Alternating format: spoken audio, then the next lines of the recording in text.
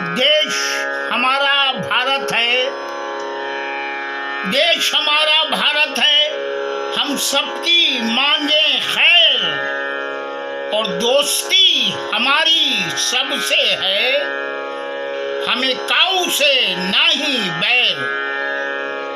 भारतीय हिंदू मुस्लिम सिख ईसाई एकता समिति देश में 1039 प्रोग्राम पेश कर चुकी है।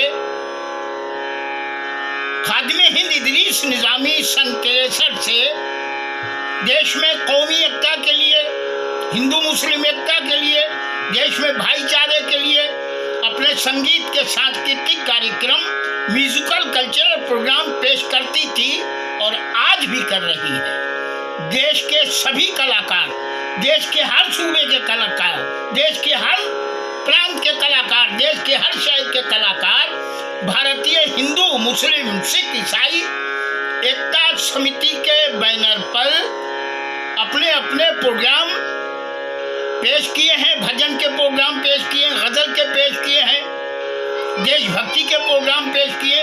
हिंदू मुस्लिम सिख ईसाई सभी कलाकारों का हम शुक्रिया अदा करते हैं कि सभी कलाकारों ने देश की भारतीय हिंदू मुस्लिम एकता समिति का अपने फन के जरिए, अपने संगीत के जरिए सभी म्यूजिशियन ने साथ दिया है और आज भी दे रहे हैं।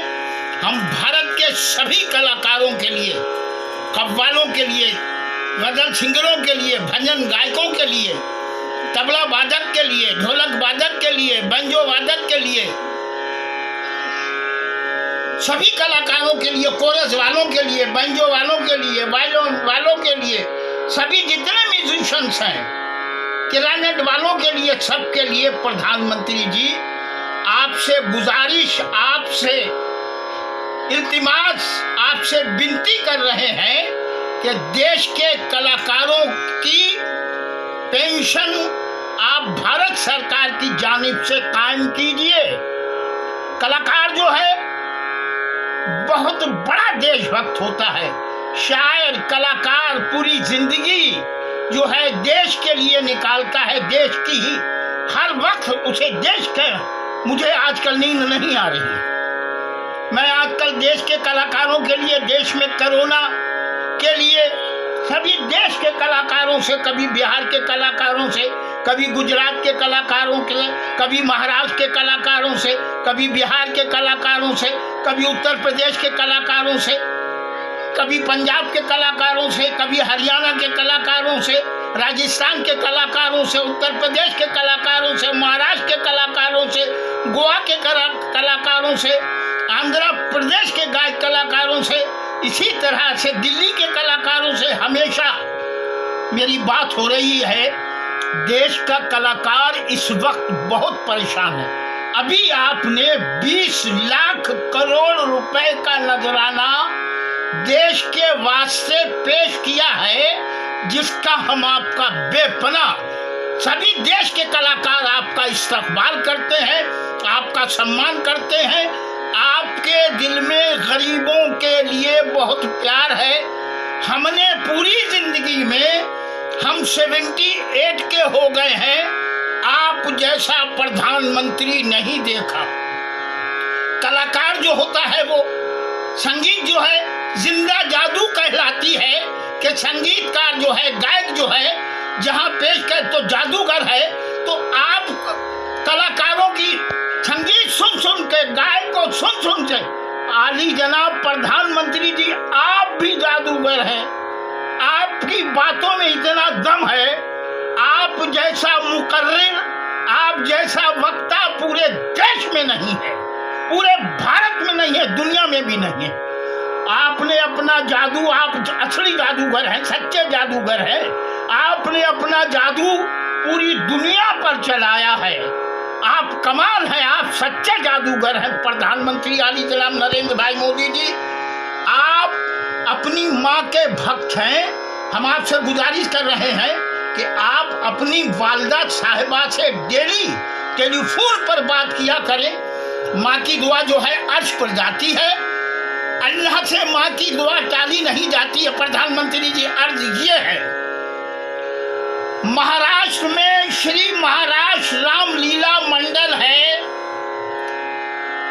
76 से आजाद मैदान, मुंबई में श्री महाराष्ट्र रामलीला मंडल जो है 76 से रामलीला का जश्न वहां मनाती है।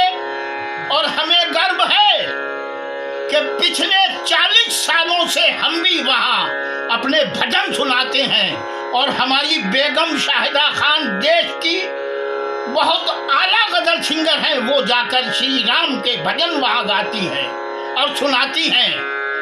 आपसे अर्ज ये है कि पिछले 10 साल से श्री अयोध्या के कलाकार श्री महाराष्ट्र रामलीला मंडल में तशरीफ लाते हैं।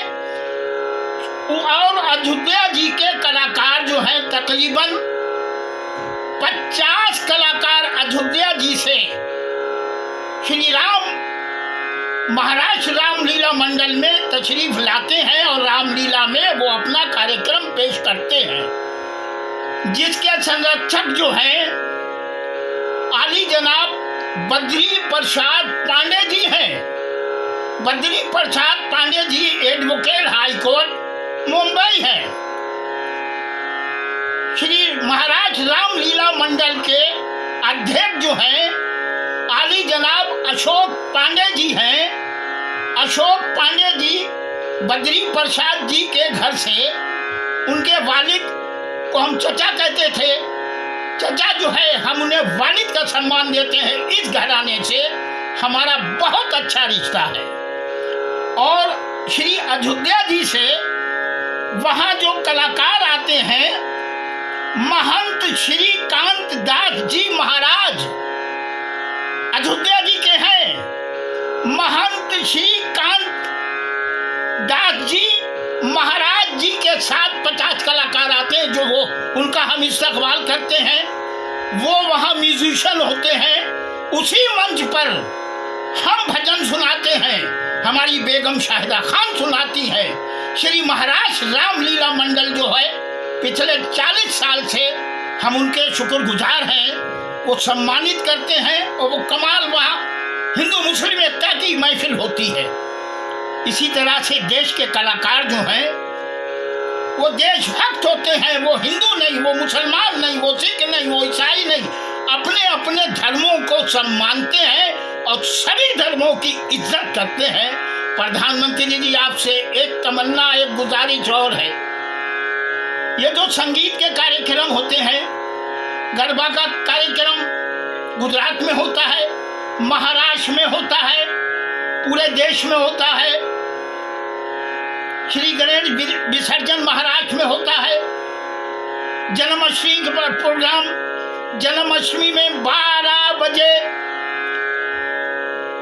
जन्माष्टमी का प्रोग्राम जो है, श्री कृष्ण की पैदाइश 12 बजे होती। 12 बजे तक आपसे गुजारिश कर रहे हैं कि आप हाई कोर्ट का हम इस्तकबाल करते हैं, सुप्रीम कोर्ट का इस्तकबाल करते हैं, देश के एक एक न्यायालय का इस्तकबाल करते हैं। एक आप प्रधानमंत्री जी मंत्रिमंडल में एक बिल पेश करें कि कम से कम रात के 12 बजे तक का लाउड स्पीकर का परमिशन मिलना चाहिए। ये देश का कलाकार जो है बहुत परेशान है।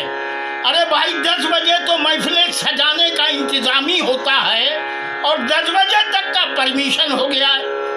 अगर हमारी बात देश हित में है तो प्रधानमंत्री जी देश के कलाकारों से पूछो, देश के गरबा गायकों से पूछो, देश के श्री कृष्ण के जो प्रोग्राम होते हैं उनसे पूछो, देश के भजन के जो कार्यक्रम होते हैं उनसे पूछो, श्री साईं के प्रोग्राम होते हैं उनसे पूछो, देश के मतलब जो एकता के धार्मिक प्रोग्राम होते हैं उनसे पूछो। तो आपसे विनती है, आपसे गुजारिश है, लाउड स्पीकर देश में पूरे भारत में रात के 12 बजे तक का आप करा दीजिए। हम आपसे गुजारिश करते हैं कि देश के सभी कलाकार, सभी शायर आपको जिंदगी भर भूलेंगे नहीं। आप आप ये काम जरूर करिए, लाउड स्पीकर जो है रात के 12 बजे तक हाई कोर्ट सुप्रीम कोर्ट से आप गुजारिश कीजिए, मंत्रिमंडल में अपने लाकर कानून बदल डालिए। आप जो हैं कानून के शहंशाह हैं, आप कानून बदलवा सकते हैं और देश का कलाकार बहुत परेशान है। आप गुजरात में किसी कलाकार को फोन करें, महाराष्ट्र में करें। आज हमारी रशीदा खातून बेगम से बात हुई, बहुत बड़ी, मैं उनकी इज्जत करता हूँ। फिल्म पुतली बाई में अमेरिका, लंदन, जापान सब जगह गई हैं। उनके पास रहने का घर भी नहीं है, खाने का घर कुछ इंतजाम नहीं, अपनी बेटी के पड़े हैं। महाराष्ट्र के मुख्यमंत्री आली जनाब उद्धव जी ठाकरे जी, आपसे हम गुजारिश कर रहे हैं। शरद पवार जी, आपसे हम गुजारिश कर रहे हैं। नवाब मलिक जी, आपसे गुजारिश कर रहे हैं। आली जनाब अनिल देशमुख जी, आपसे गुजारिश कर रहे हैं। आली जनाब अशोक चौहान जी, आपसे गुजारिश कर रहे हैं। आली जनाब छगन भुजबल जी, आपसे गुजारिश कर रहे हैं। आली जनाब वर्षा गायकवाड़ साहिबा, आपसे गुजारिश कर रहे हैं। आली जनाब जयंत राव पाटिल साहब, आपसे गुजारिश कर रहे हैं। आली जनाब जितेंद्र अवार्ड साहब, आपसे गुजारिश कर रहे हैं। आली जनाब बाला साहब थोराट साहब, आपसे गुजारिश कर रहे हैं। आली जनाब हसन मुशर्रफ साहब, आपसे गुजारिश कर रहे हैं। और कल्चर मिनिस्टर अमित देशमुख जी, आपसे गुजारिश कर रहे हैं। महाराष्ट्र के एक एक जिले अधिकारी को फोन करिए, महाराष्ट्र में मालूम करिए कि देश का 10-20-25 कलाकारों को देश में छोड़ दीजिए। उनके यहाँ ईद का सामान नहीं है, उनके यहाँ कोई इंतजाम नहीं है। आप तुरंत ये इंतजाम कराइए। शरद पवार साहब, आपको सभी कलाकार जानते हैं। नवाब मलिक जी, आप हमेशा मुशायरों में रहते हैं, हमने देखा है। अनिल देशमुख जी, आपको हम 92 से जानते हैं, जो गृह मंत्री महाराष्ट्र हैं। आप कलाकारों का अपने पुलिस कमिश्नरों से कहिए, सब एड्रेस एक एक का पता आपको देंगे। आपके जिले के एसपीओ से कहिए, आपके हाथ में महाराष्ट्र का सब पुलिस डिपार्टमेंट है। आप डीजी साहब से कहिए, खाने का इंतजाम कीजिए। सभी मंत्री हजरात अपने अपने विभाग के अफसरानों की मीटिंग लें और मालूम करें कि शायर कहाँ है, गायक कहाँ है, कव्वाली गायक कहाँ। इसी तरह से सभी मुख्यमंत्री इंतजाम करें। प्रधानमंत्री जी, देश के कलाकारों के वास्ते, गायकों के वास्ते, कव्वालों के वास्ते, शायरों के वास्ते आप पेंशन करवा दीजिए, कर दीजिए। ऐसा समझिए कि देश का कलाकार आपका था, आपका है, आपका रहेगा। इदरीस निजामी का आदाब, नमस्कार।